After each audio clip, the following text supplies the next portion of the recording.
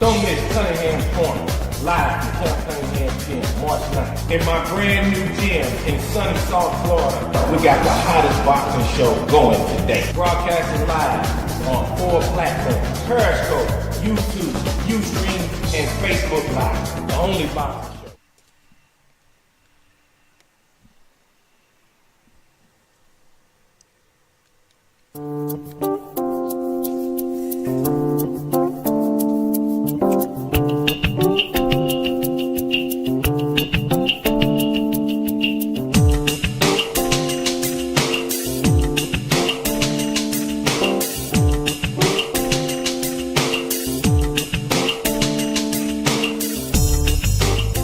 Welcome to Cunningham's Corner. I'm your host, Kevin Cunningham, and we're live from Camp Cunningham's Gym here in West Palm Beach, Florida. And today's the premiere show of Cunningham's Corner. We're going to be talking about several topics, the latest and the hottest scoops in the boxing game. And we're live to bring you the best boxing insight that you could possibly get from one of the best boxing trainers in the game, from my new beautiful facility here, Camp Cunningham Gym. I set this gym up, relocated to Florida to invite give world-class fighters an opportunity to have a first-class training camp. So that's what Camp Cunningham's Gym is all about. So all of the elite fighters that are looking for a first-class training camp in Florida, hit me up and we can get together and try to make something happen for you. I want to bring a special guest onto the show, one of my good friends, and he's goes by the name of Ben Thompson, and he's the owner of Fighthype.com, the hottest boxing website in the sport. What's up, Ben? What's going on, Kev? Not much, man. I'm very appreciative to be on your show to kick it off, man. I know you've got a Rolodex full of superstar athletes and celebrities and whatnot. So I'm really honored to be here to kick this off with you, man. All right, man. Thanks for having you, man. I appreciate you for being on the show. It's the premiere show, so that makes you kind of special, right? I hope so. Yeah. I hope so. I try to be special every day. Yeah. So, all right, man. First of all, what we want to do is recap the big welterweight showdown between Danny Garcia and Keith Thurman last week. The big welterweight title unification between the top two. I guess you would consider those guys the top two welterweights, being as though that Floyd is. Should we say retired or semi-retired or whatever? These guys, this was a highly anticipated fight, and these guys are both undefeated, both are title holders, WBC and WBA champion. And personally, I think it was a pretty good fight. I picked Thurman to win. I thought it was going to be a highly competitive fight, but I thought Thurman would edge it out, and my reasoning for thinking Thurman would pull it off was the fact that I thought Thurman's lateral movement would nullify a lot of the things that Danny would want to do, because Danny has to be set to get his shots off, and Keith Thurman has good foot movement, good leg, good lateral movement, and that's pretty much the way it kind of played out. He's got great power also, Thurman, that is, and that makes it a little even more difficult for a guy like Danny to get where he needs to be and execute what he's trying to execute, because he's got to be alert. At the same time, he's got to be set. So that was my reasoning for picking Thurman. So Ben, give me your take on how you saw the fight. Well, I thought it was a good fight. Thurman came out and was looking to test Danny early. He was throwing some heavy leather. He tagged Danny a couple times. Danny tagged him back. And then I don't know if it was round 3 or round 4 or something like that. I think Keith Thurman kind of switched up his strategy a little bit. Started to box, which confused Danny even more than the first couple rounds when Thurman came out like a madman. And I didn't think the fight was close. I mean, I know they scored it a split decision, but I think I had it like 8-4 for Keith. I thought he pretty much won the fight pretty handedly. But after the fight was over, I kind of I went on Twitter and just kind of saw some of the reactions of the fans, and it was kind of mixed across the board. I mean, some people actually thought Danny got robbed. Some people felt like, Keith was running. Some people felt like the fight wasn't good enough. It didn't live up to expectations. I know it got seen by like 5.1 million people. It got like 5.1 million views or something like that on CBS. Yeah, so people were kind of complaining, oh, once again, boxing fails on a big platform. But I actually thought the fight was really good. I thought, Keith did what he had to do. He made the right adjustments, and Danny just couldn't make enough adjustments to keep up. And that's pretty much what boxing is. But I was entertained. I thought it was a good little scrap. I was entertained. Like you said, your breakdown of the fight was right on point. Keith Thurman came out blazing with both barrels blazing and put on a early attack, and Danny handled the onslaught and started to get off, he started to kind of turn the fight around. He won a round or maybe 2 somewhere in there, and Keith made the adjustment. And once Keith made the adjustment to box and use lateral movement, get in, get his shots off, get out, use lateral movement, it was like Garcia was befuddled by the boxing. And that pretty much is how I saw the fight. And the only other rounds that I could have possibly given to Danny was the last maybe 2 or 3 rounds, the last couple of rounds when Keith Thurman took his foot off the gas and pretty much moved around. And I personally, what it looked like to me, I mean, they didn't say anything, but it looked like to me that Keith Thurman had some type of issue, like a hand injury or something, because he wasn't getting that right hand off the way he was early in the fight, and he wouldn't throw that right hand to the head. He would throw it to the last 3 rounds. He would throw it to the body every now and then, but he just wouldn't get his right hand off in those last 3 rounds, and he did a whole lot of moving, and that's a sign of some type of injury, hand injury, or maybe some kind of pull muscle or something. And but like I said, they didn't say anything about an injury, but that's just my guesstimation. That's the way I saw it. But those are the only possible other rounds that you could have possibly given to Danny Garcia. So at best, Danny won 4, possibly 5 rounds at best. So, I mean, but all in all, I thought it was a good, entertaining fight. If you like boxing and you can appreciate boxing, it was a good fight. Mm-hmm. Yo, Kev, I wanted to ask you real quick, just because I know you were watching the fight. Were you paying any attention to what was being said in the 2 corners? Like, it sounded to me like Dan was pretty confident that they were up on the scorecards and kind of told Keith to basically box and kind of coast the last couple of rounds. But I didn't really hear the type of adjustments that I was expecting to hear in Danny's corner. Were you paying attention to any of that? Yeah, I was. Actually, I was, and that's a good question, because I when I heard Dan Birmingham basically tell his guy to pretty much just box, be safe, and keep moving, and pretty much coast his way out.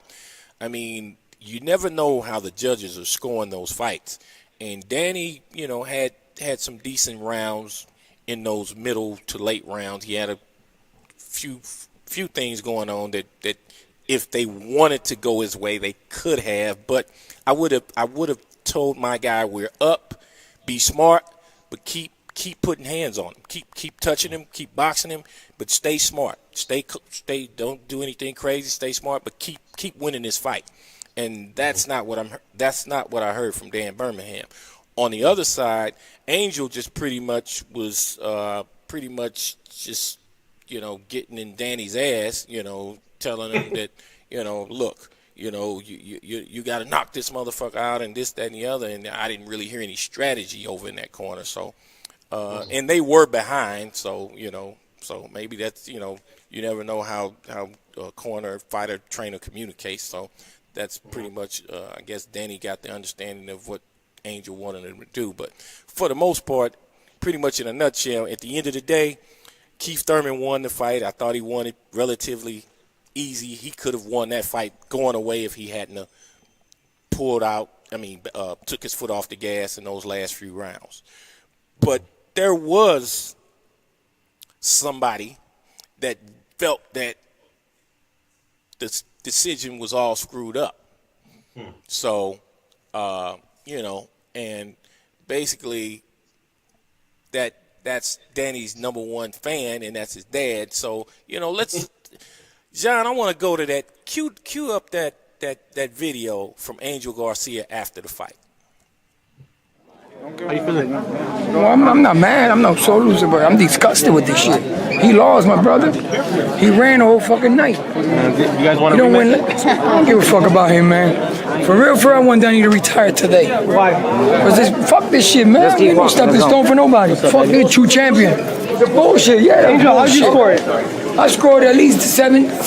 I give him 5. I give him 5 rounds, if anything. He ain't fucking win. The WBC was disgusted to give him the fucking belt. They were disgusted. Anything you would have done different, Angel? You guys did what you were supposed to do. Well, I would have just Danny knock him the fuck out. That's what he should have done, knock him the fuck out. Because he was a favorite going in. Everybody favored him. They were on his motherfucking dick all the way down to his balls. They were sucking his penis from the top of the penis. More little dick, probably. Okay, guys, thanks. He ain't from Philly. He ain't got a big dick. Thanks. You gotta be from Philly, have a big dick. Take care, guys. That's it. I'm Yasara. Yes, ma'am. Wow. Well,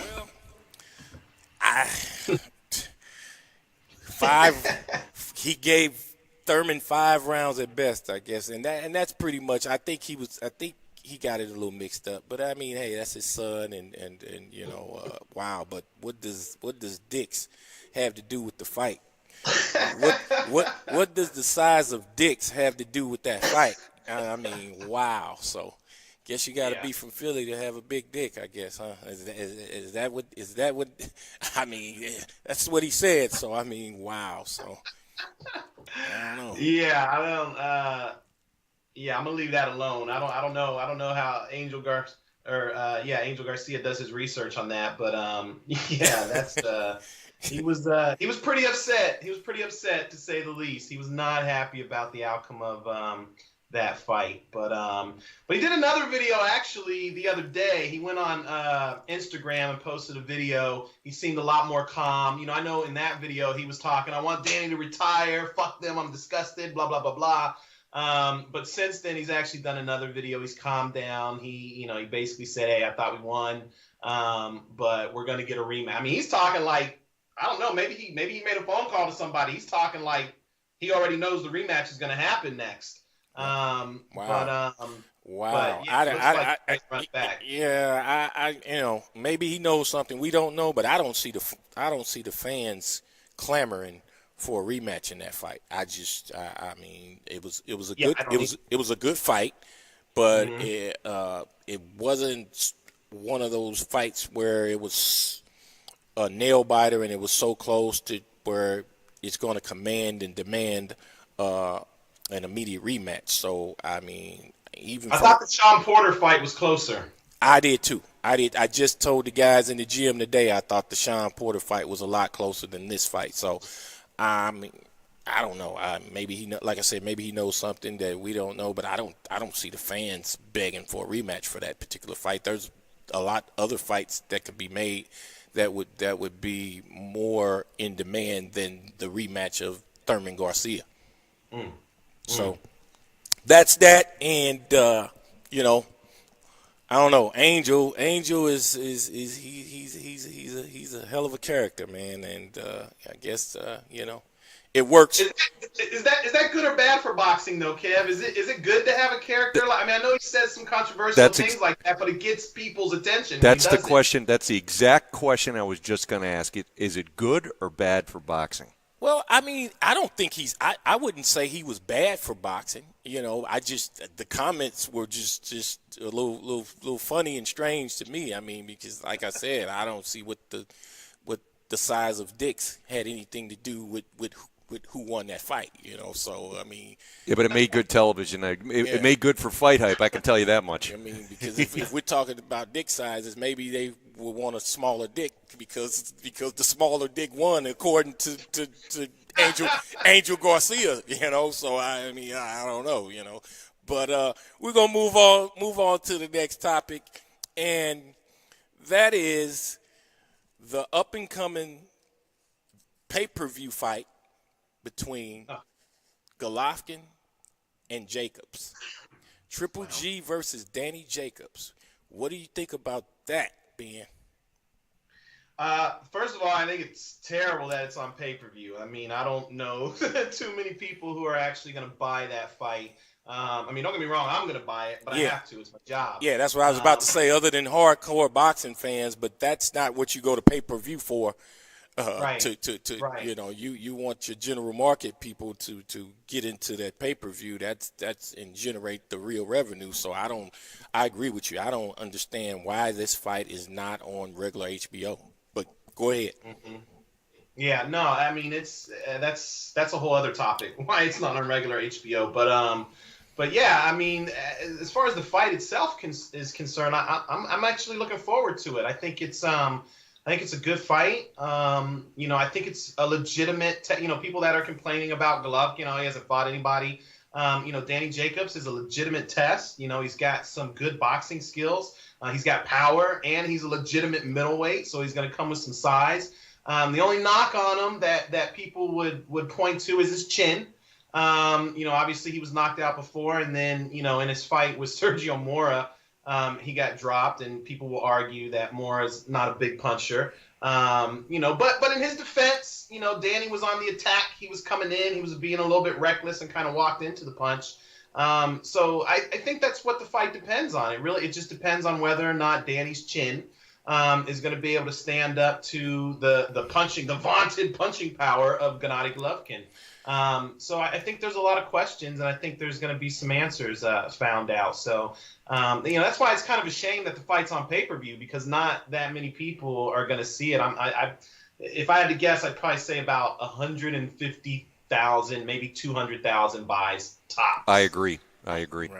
Yeah. Whereas, you know, it could have been seen by at least 1 million people, you know, but it is what it is. Well, you know, yeah, you're right. Danny's chin is going to be questioned. That's for sure. But I also feel like Danny has gotten a lot better since that knockout loss almost 10 years ago. That's been, what was it, 7, 8 years ago? Mm-hmm. So he's improved tremendously. You know, I think he's got really good boxing skills.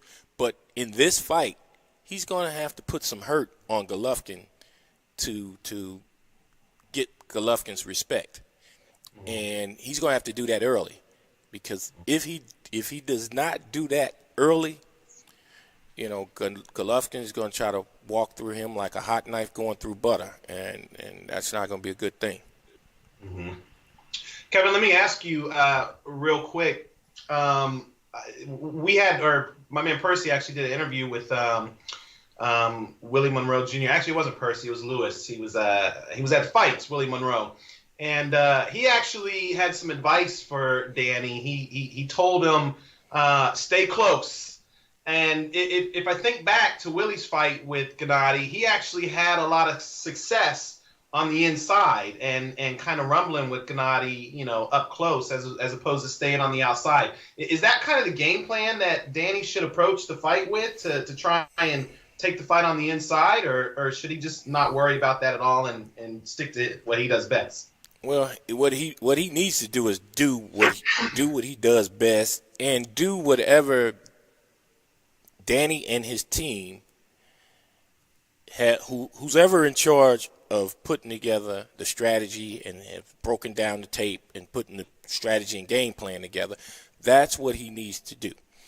Now, I don't know if that's such a great idea to stay close, because Golovkin's a well-rounded fighter. He's this guy is not just some slow plotter that's looking to come in and land a big shot. This guy is a gold medalist, Olympian. He's an elite amateur, and he's got a nice little skill set about him.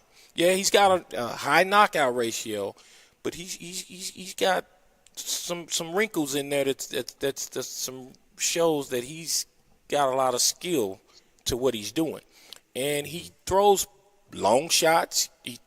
I've seen him knock people out with little short shots. So, I mean, you got to be careful. I mean, what worked for Willie Monroe may not work for Danny Garcia. So, you just got to kind of trust as the fighter. You got to trust that you have good people preparing the game plan, and trust in your trainers and trust in the game plan, and go out and execute. Yo, Kevin, you mentioned the game plan. I know Jacobs and Andre, I know they went out to California, and they've kind of been working with Virgil. I don't know how involved Virgil is. I haven't been out there, so I'm not really sure. But I'm sure they're out there for a reason. I'm sure he's probably giving his input. So on fight night, when those guys, do start to rumble, if the going does start to get tough for Danny, Who is he listening to? Is that where you're going with this? Right, exactly. Who's he gonna listen to? Like when he has to look to the corner, like who's in charge at that point? Is that confusing for a fighter? It could be. I mean, and that's a good question, and that's an important aspect to really, because I tell you what, a fighter really looks to who he's entrusted in preparing him for big fights, and that's who he's looking to. And if he's got somebody that he's been with his whole life, and he's there in the corner and he's in the camp, I mean, I don't know if he looks to this new advice. I don't know how good. I don't know if that could potentially be confusing. So I don't know how much input Virgil's having in the camp.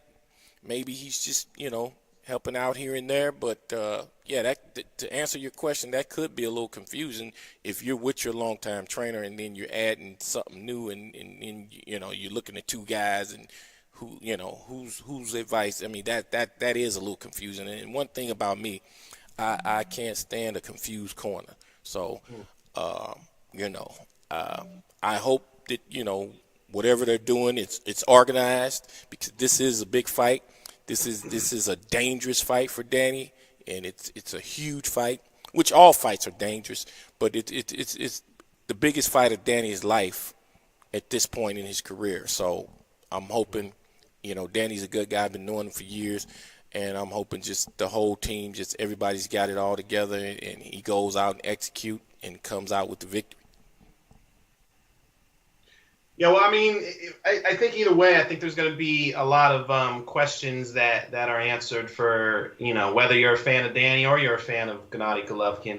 And I think that's the good thing about this particular fight, is that you can't really look at it and say, this is a tune-up or this is a gimme fight or whatever. I really, I know a lot of people are favoring Golovkin just because of his punching power, but I really do think it's a pick'em fight. I really do think that, if Danny has dotted his I's and crossed his T's, then Golovkin might be in for a surprise. Just because I know Danny's a big puncher too. Yeah, Danny can punch and he can box. So like I said, for me, if I was involved, one of the first things that first points that I would want to get across to my fighter in that particular fight is we got to get some respect early. And once we make this guy respect us, then we can execute our boxing game plan. We can do all the other different things that we're trying to do in there, but we got to get this guy's respect, and we got to get it early.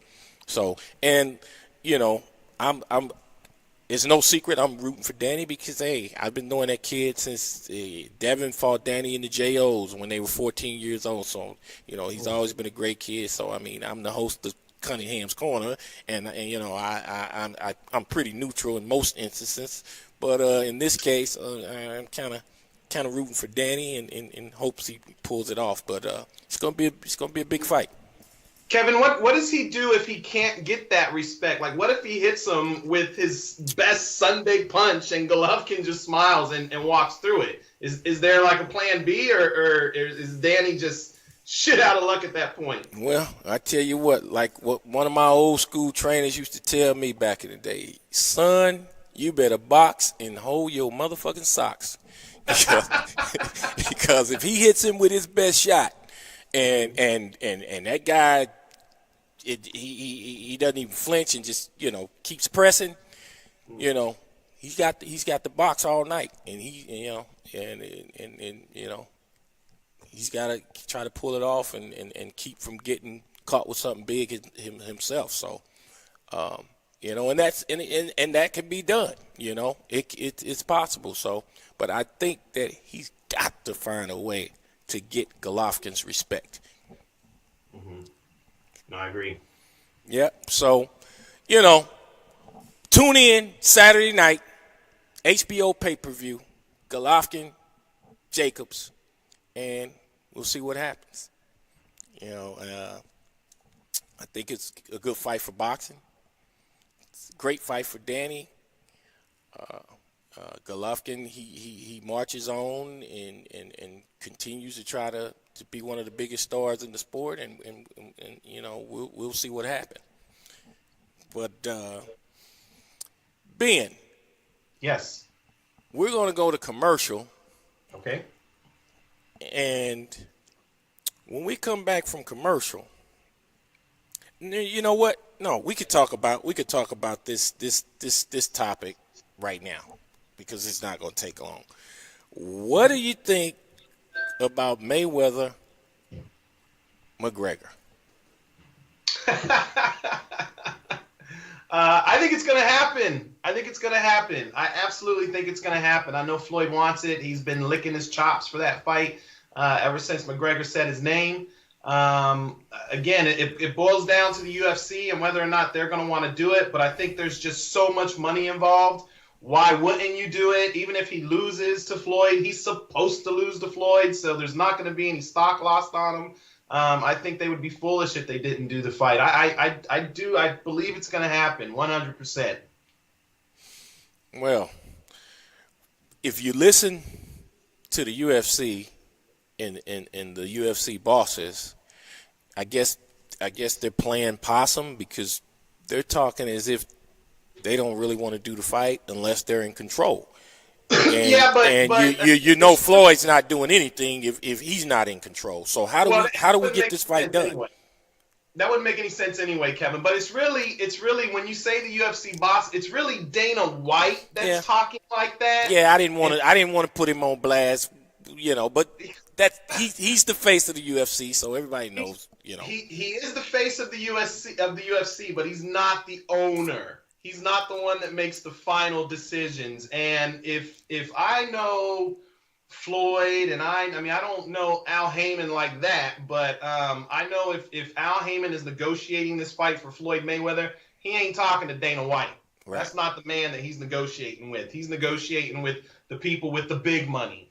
And I actually think that's going on. I think that, behind the scenes, Floyd, I don't know if you notice, Floyd is really out there talking a lot about Conor McGregor. Where you at, you punk, you bitch? I thought you wanted to fight. Like, he's really pressing hard to make this fight. And usually when that happens, it's because something's going on. If you remember when, the Pacquiao fight, when they were really starting to make it and negotiate it, Floyd had the full court press on. In fact, he showed up at the basketball game to see Manny Pacquiao personally. So, I think behind the scenes there probably is some stuff, very early.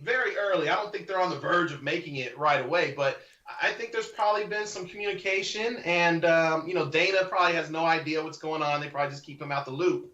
So you're saying that Dana's been pretty much reduced to just the storefront figure for the UFC. He has no real input. Don't get me wrong. I think they still go to him for input on certain things, But in this particular case, I really don't think he's going to have any say about whether or not it happens. I just think there's too much. I mean, look at how much money they made for Mayweather Pacquiao. So they're talking about this fight being bigger than Mayweather Pacquiao. So I don't care if you're the A side or the B side. If you're the B side, I'll take the B side money. I'm good with that. Like, that's a lot of money, Kevin, to just walk away from and not make it happen. I think there's been some initial talks. I mean, if you're talking about outdoing Mayweather Pacquiao, you're talking about $1 billion gross.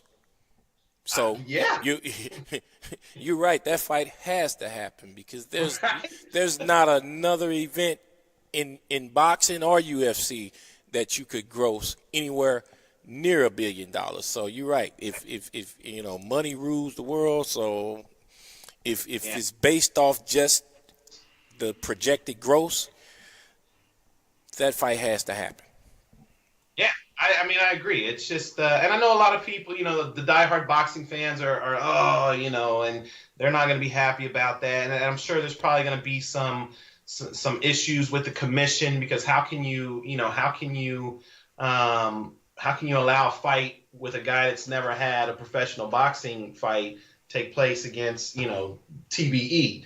So I don't know how they're going to do it. They could probably get around it, not really call it an official fight, call it an exhibition or something like that. I'm sure there's some creative ways around that. Well, being not to cut you off, but we got to go to commercial. We got to take a commercial break because we got to pay the bills. But we're going to finish this up when we come back from commercial.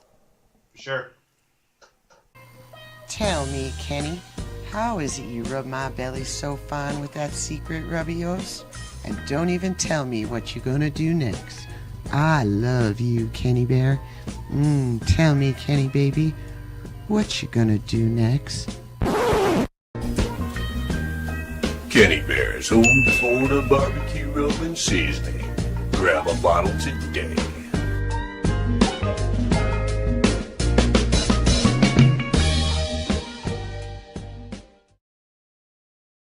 Hi, Billy C. here. I want to talk to you about Sal's Neighborhood Pizzeria and Ristorante Italiano. Sal's Neighborhood Pizzeria and Ristorante Italiano serves the freshest and finest homemade Italian cuisine with Sal's family recipes from the old country. Sal's incredibly delicious brick oven pizza is the best pizza I've ever had. And I'm from New York. Come join us today on St. Simon's Island in the beautiful Golden Isles of Georgia. We're located at exit 29 off of I-95. Sal's is open for lunch and dinner Monday through Saturday, with private parties available on Sundays. For more information, call 912-268-2328 or go to salsneighborhoodpizzeria.com. Sal's Neighborhood Pizzeria and Ristorante Italiano, where new faces become old friends, and our family tradition is to serve you the very best.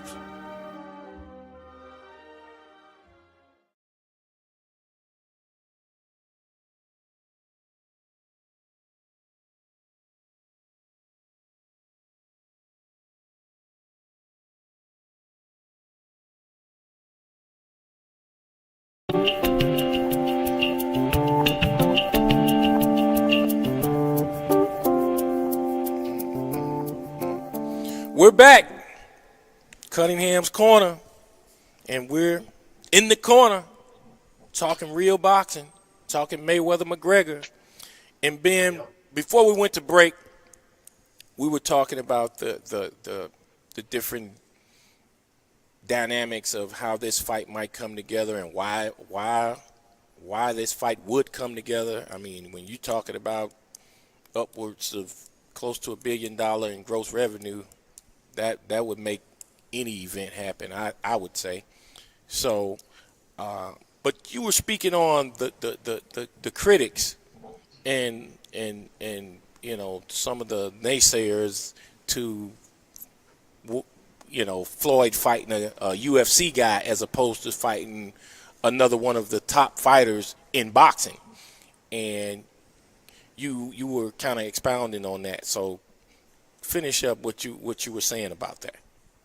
Yeah, well, no, I mean, just I mean, you mentioned him fighting one of the top, boxers in the sport. I mean, that just doesn't even make any business sense, so to speak.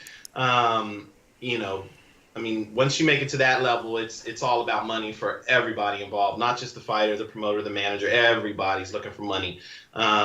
So is it? But hold up. Just think about what you just said.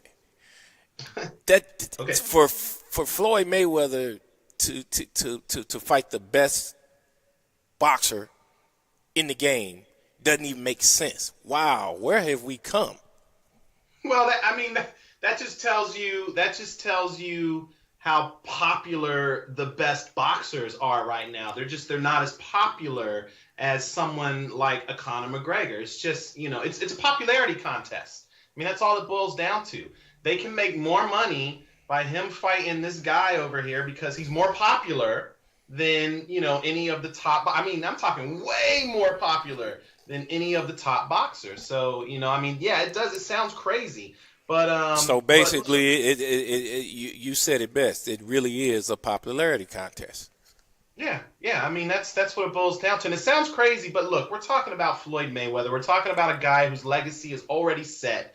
It's not like he has to go fight Keith Thurman to prove that he's a great fighter, or he needs to go fight Errol Spence or Kell Brook. Like, everybody knows that Floyd Mayweather is a great fighter, and if you don't know that, then you don't know shit about boxing. Right. Right. And I agree with you. Floyd doesn't have anything to prove to anybody about anything. Right. So I agree with that. So I think the fight with Conor McGregor, I don't have a problem with that. And I mean, it's a big money fight. It's a curiosity fight. I'll tell you this right now. It's probably, and people might think I'm crazy for saying this, but it is probably Floyd Mayweather's most dangerous fight. Because if he loses this fight, that could crush his legacy. He is not supposed to lose. I don't agree with you on that. I wouldn't say this is Floyd Mayweather's most dangerous fight. Come on, man. I'm not talking about inside the ring. That's not what I'm talking about. Okay. That's not what I'm talking about. Okay. I'm talking about on paper. I'm talking about from a legacy standpoint. If he let's say Conor McGregor gets in there and catches him with a left hand, and knocks him out.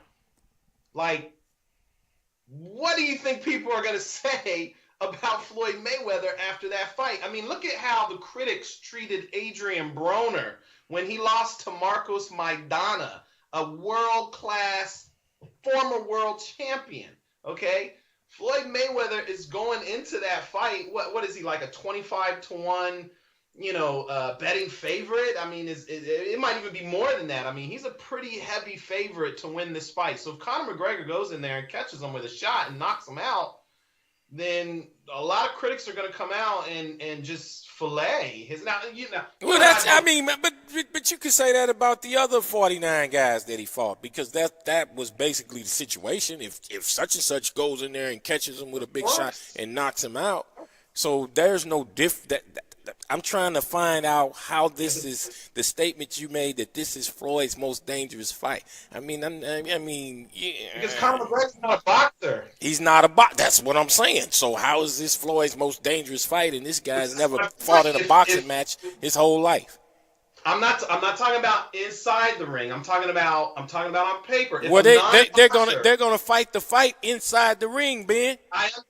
I understand that, but on paper, when you're reading the paper, when you're reading history books, you're going to see a guy whose professional record was 0-0-0 stepped into the ring and knocked out Floyd Mayweather. That's not going to look good on paper. Again, I'm not saying it's his most dangerous fight because Conor McGregor's a threat. That's not what I'm getting at. Right. I think Floyd will make easy work out of him, probably toy with him, probably get him out of there in 4 to 5 rounds tops. I think that's what will happen. However, this is boxing, and it only takes one punch. That's it. One punch. So how many rounds do you think this fight would be scheduled? Because Conor McGregor, he only goes 5 rounds in a UFC fight? Yeah, but I think they got to do that. I think they got to do at least 10. I think you got to at least do 10 just to have some semblance of, this is a championship fight. I think they got to at least do 10. Yeah. Think about the people paying the money. You got to give them 10 rounds minimum for a fight that's going to cost $99.95 plus tax. It's going to cost you $120 when you're done. And just from a promotional standpoint, they're probably going to try to go 12. I mean, it's Floyd Mayweather. Floyd only fights in championship fights. You know, Right. you Well, can't call a 10-round fight with Floyd Mayweather a championship fight. So. Yeah. I mean, no, I think you're right. I think they probably will go 12. I don't think Conor's really going to have much choice on that. But I'm sure he spars. I'm sure he goes 8, 10, 12 rounds in sparring and stuff. But he's still going to fade, man. He's still going to fade. Like, he fades in UFC fights. He fades inside the octagon. He's a front runner, so to speak. Kind of like Zab. Pops. What'd you say, like Zab? I said kind of like Zab.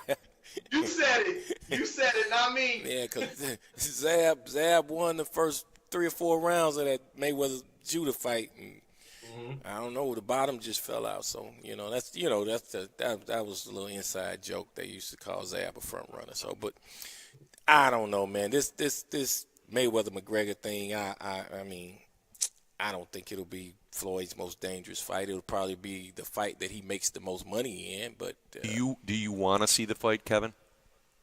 I don't mind. I don't mind seeing the fight. I think it's going to be a great promotion. People get excited about it. I mean, like Ben said, it's about popularity nowadays. Everything is about who's got the buzz. So. It would be a pretty big event, give you somewhere to go or something to do, So I want to see it, just for the event of it all, But if Floyd's not going to retire, I really, as a boxing person, I would really like to see him fight one of the top welterweights, just from a boxing standpoint. If you're not retired and you're going to do this, why not fight one of the top guys in your division? I feel like he is retired though. I feel like even if he comes so you saying he is retired? So this is just going to be a circus? This is just basically, yeah. I mean, call it a circus, call it $1 billion circus. Look, $1 billion circus, right? Right. No, I think if he sees, listen, if it wasn't Conor McGregor, if there was a boxer out there, let's say Keith Thurman all of a sudden got hot. And he was all over the place. He went on Dancing with the Stars. He's on WrestleMania. He's just all over the place. And the fans and people are just like, oh my God. If Keith Thurman became a fighter that could help Floyd generate $1 billion or however much money he makes, then Floyd would fight Keith Thurman. From a business standpoint, Conor McGregor is the guy for Floyd Mayweather. Right. And Floyd, don't get me wrong. Floyd has earned the right to do whatever the fuck he wants to do. So if he wants to fight Conor McGregor, and from a business standpoint, it's the smart thing to do. And if he can get them to do it, I think they should do it. And I would watch it. And I think me and millions of other people will watch it. So, I'm not against it. But just being a Floyd supporter, a Floyd fan, if he's not going to go sit down and retire, I would love to see him, fight one of the top guys that are still in the welterweight division, just from a boxing standpoint. But I'm all for the business of the Conor McGregor, Mayweather-Conor McGregor deal. I'm all for that too, because I mean, you talking about that kind of money? Who wouldn't, from a business standpoint, who wouldn't put an event together like that? You would be foolish not to make that happen. If you can make it happen, make it happen. So yeah, I think that if there was no Conor McGregor right now, I don't think Floyd would be talking about fighting, at all, at all. So that's why I feel like he is retired, but if he can go make this money grab, might as well go make the money grab. Right. Well, and then he's doing his thing in promoting too. He's really getting into the promoting, and I'm happy for him with the TMT Promotions, Mayweather Promotions. I mean, we needed somebody else to step up, and Floyd's doing his thing with that. And speaking of that, he has a promotion that he's got coming up over. He's got one of his fighters fighting over in the UK coming up pretty soon, and they just was over in the UK last week for a press conference, right, Ben? Yep. In fact, actually, he's been over there all week. I think he's doing some tour over there, and then just on Tuesday they had the press conference for Gervonta Davis versus Liam Walsh. Yeah, I believe May 20th. Yeah, so he's going global with this thing, man, and that's only good for boxing. That's great for boxing, but something happened while he was over there, and word on the streets that there's some people over there that didn't take too kindly of Floyd being over there. And what's this about? Is one of the money team vans getting firebombed and set on fire? Can you give me some? I mean, I know you got the inside scoop, So give Cunningham's Corner some of that inside scoop of how that went down and who bombed Floyd Mayweather's the money team van. Okay. Well, yeah. Obviously, the videos out there, the pictures. The TMT van was burnt to a crisp. Wow. Out in, I think it's Birmingham, England. Right. From what I understand, Birmingham's a pretty. I mean, I don't want to knock the whole city because I don't live there. I don't know anything. But from what people over in England tell me, it's a rough area. It can be a rough area. A lot of stuff goes down in Birmingham. In fact, I think that's where Amir Khan a couple years ago got into a fist fight and got robbed. They took his car or something like that. I know Amir Khan ran into some trouble out in Birmingham. But from what I'm hearing, and again, these are just rumors out in the UK. This is what the UK people are saying. Just give us the rumor, Ben. Give us the rumor. Well, allegedly Floyd went because Floyd's obviously he's doing his undefeated tour, so he's been out there for a while. He's hitting the clubs. He's going out with a lot of they call them footballers. We call them soccer players. Right. He's hanging out, partying. Doing the regular Floyd Mayweather scene. And apparently, from what they say, he was either in Birmingham or somewhere close to Birmingham. He was in a club. He was in his little VIP section. Invited some females up, as Floyd Mayweather typically does.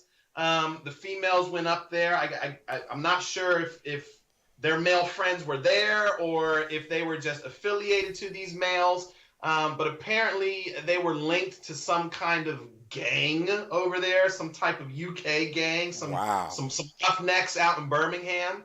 And those guys were not happy that Floyd invited their ladies to hang out in VIP. So Floyd's known. He's known for inviting the ladies up into VIP. So I guess he invited the wrong UK chicks up to VIP this time, huh? The wrong UK chicks. Apparently the chicks didn't mind. The chicks were all about it. So they always are. They always are. But yeah, apparently these guys were not happy about that, and they found his van and tossed the Molotov cocktail in it, and it burnt down to a crisp. Now Floyd don't care. Floyd's laughing because he's like, that's not even my car. I don't even care. My cars are back in the U.S. I'm just renting this out here. They put the wrapper on it, and it's good to go. So it's not really mine, and he really doesn't care. But it makes for good headlines. That's for sure. Yeah. Well, that's interesting. So I guess Floyd had his crew with him over there too. I know he had them big 7-foot bodyguards and his whole money team crew, right? Yeah, they were actually, I believe they were in the middle of doing one of their tour stops. I believe they were, because I got a guy out there, Raza, he's actually covering the events. And, he actually hit me up after it was over because that's when he found out about it. So they were like literally in the middle of doing that. The whole tour, the whole Q&A session where he sits down, talks about his life and all that stuff, signs some autographs, takes pictures. Right. He was in the middle of doing one of those, and I think it happened during that time. So everybody was inside when it went down. But yeah, he's got the whole squad over there. Well, not the whole squad, but, the familiar faces. They're all over there doing their thing. So looks like they're having a good time in the UK other than that little fire incident that they had. Oh, so yeah. Well, it sounds like they one less vehicle short for a little while anyway, right? Somebody's catching rides. Kelly Swanson might be out there catching rides. She might not be able to hop in the van right now. Wow, that's interesting, man. That is interesting. The fight that he's promoting is Gervonta Davis, his new IBF lightweight champion, right? Yep, absolutely. Actually, Kevin, I find it kind of odd that the fight's over there, actually. It's kind of weird that Gervonta Davis just won his title, and now he's got to go overseas to defend it. Yeah, that's kind of weird. Normally you go overseas to win it. Yeah, but what that tells me is got to be some serious money over there. If Floyd's taking his fighter over there, it's got to be some serious money over there. It's got to be more money over there that he could make promoting Tank in Vegas or East Coast. You know, no. So absolutely, you know, it's all about the money. So obviously, taking him over to the UK. He can get him his biggest payday, so I know the kid won't. He ain't mad about that, right? Not that I know of. Now, the kid that he's fighting, the opponent that he's fighting, Liam. How do you pronounce his name? Liam. I think it's Liam Walsh. Liam Walsh. Yep. I've seen just a couple of highlights of him, but I haven't really seen a whole lot. Do you think Liam Walsh has a real chance with Tank?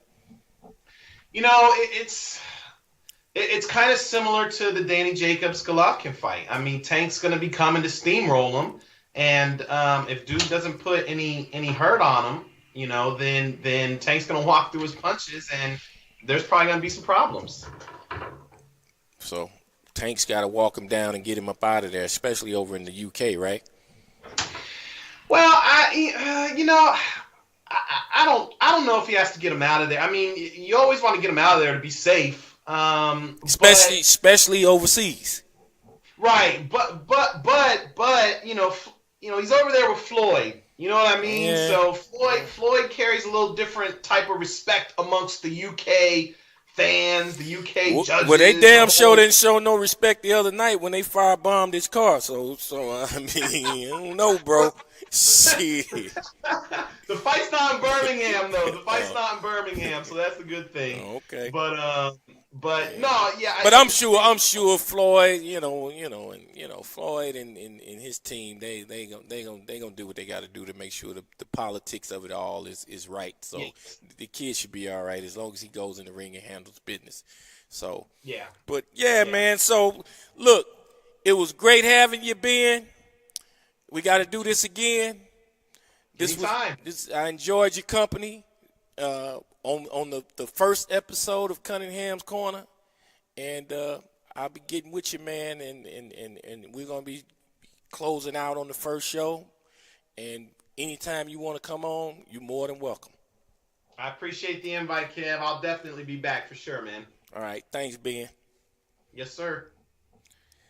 And to all of my boxing fans out there, you can reach me on Instagram at Cunningham_Kevin01, Facebook Cunningham's Corner, Twitter at KC Box Trainer, and go to my website, cunninghamscorner.com. It was great. We had a great time tonight. I enjoyed myself talking boxing. We're going to be bringing in guests, fighters. We're going to be bringing you video footage of some of the best training that you can see in a world-class boxing training camp. You're going to get a lot of boxing information from Cunningham's Corner like you've never seen on a boxing show before. Thanks for viewing. Thanks for coming on the show. I look to all the fans. Catch you next week on Cunningham's Corner. Don't miss Cunningham's Corner, live from Camp Cunningham's Gym, March 9th. In my brand new gym in sunny South Florida, we got the hottest boxing show going today. Broadcasting live on 4 platforms: Periscope, YouTube, Ustream, and Facebook Live. The only boxing show streaming live from a real gym, in a real training, with real fights and real boxing insights. All live starting March 9th. Watch my new show, Cunningham's Corner, from Camp Cunningham's Gym, live March 9th from sunny South Florida.